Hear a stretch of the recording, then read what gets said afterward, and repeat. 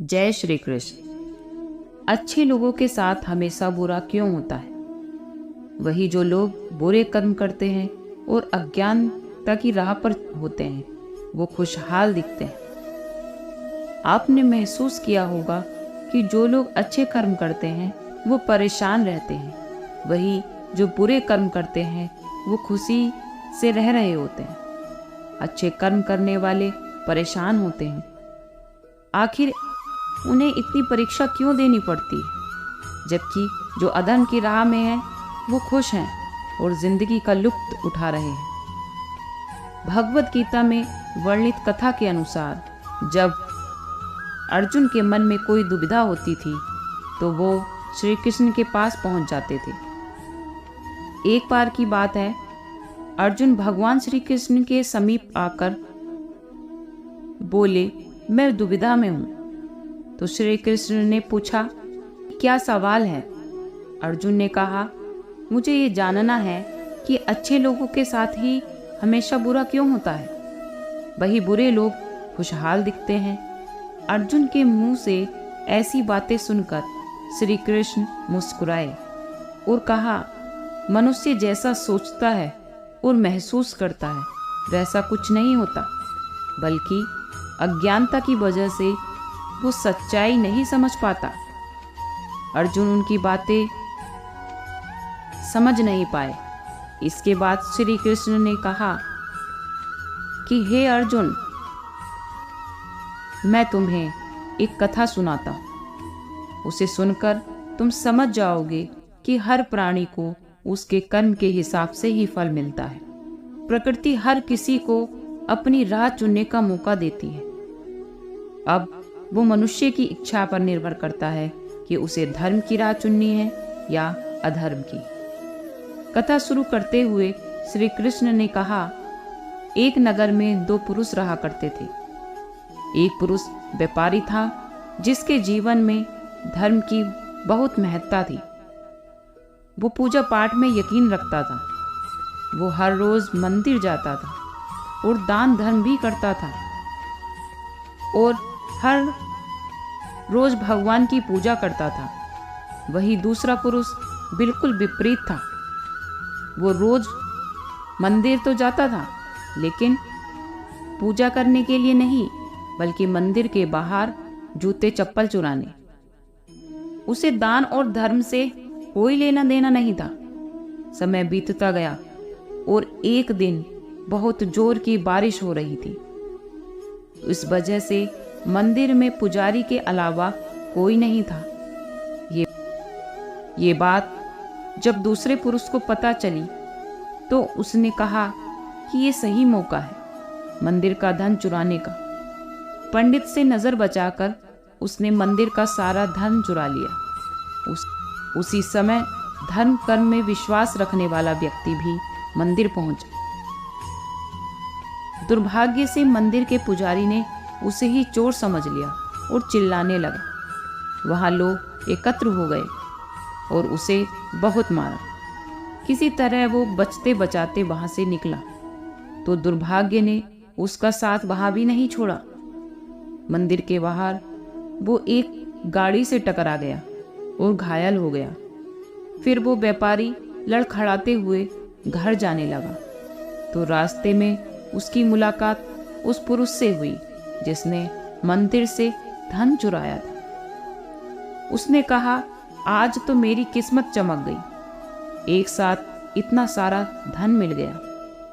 ये सब देखकर उसे बहुत बुरा लगा और उसने अपने घर से भगवान की सारी तस्वीरें निकाल दी। कुछ सालों बाद दोनों पुरुषों की मृत्यु हो गई। मरने के बाद जब दोनों यमराज की सभा में पहुंचे और भले पुरुष ने दूसरे व्यक्ति को देखा तो उसे बहुत गुस्सा आया। उसने क्रोधित होकर यमराज से पूछ लिया, मैं तो हमेशा अच्छे कर्म करता था, दान में विश्वास रखता था, उसके बदले जीवन भर मुझे अपमान और दर्द ही मिला, और इस व्यक्ति को नोटों से भरी पोटली। आखिर ऐसा भेदभाव क्यों? इस पर यमराज ने कहा, पुत्र, तुम गलत समझ रहे हो।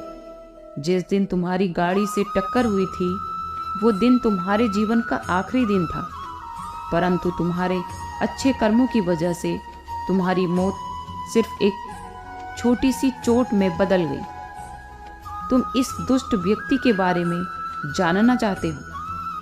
दरअसल इसके भाग्य में राजयोग था, मगर इसके कुकर्मों और अधर्म की वजह से वो सिर्फ एक छोटी सी धन की पोटली में बदल गया। कथा सुनने के बाद श्री कृष्ण अर्जुन से कहते हैं, पार्थ, क्या अब तुम्हें तुम्हारे सवाल का जवाब मिल गया? ऐसा सोचना कि भगवान तुम्हारे कर्म को नज़रअंदाज कर रहे हैं, ये बिल्कुल भी सत्य नहीं है। भगवान हमें कब क्या किस रूप में दे रहे हैं मनुष्य को समझ में नहीं आता, मगर आप अच्छे कर्म करते रहें तो भगवान की कृपा हमेशा बनी रहती है।